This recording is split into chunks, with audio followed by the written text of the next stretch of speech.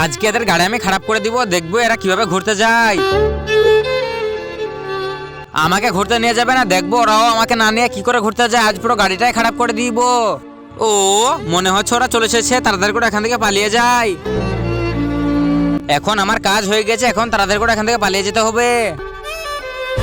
তোমরা গাড়ির মধ্যে তাড়াতাড়ি করে চেপে পড়ো।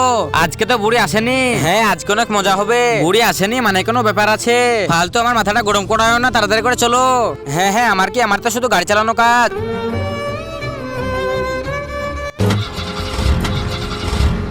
আরে গাড়িতে এটা কি হলো?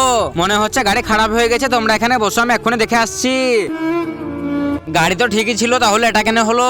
আমি তো গাড়ির মধ্যে কোনো প্রবলেমই দেখতে পাচ্ছি না। মনে হচ্ছে মেকানিককে ডাকতে হবে।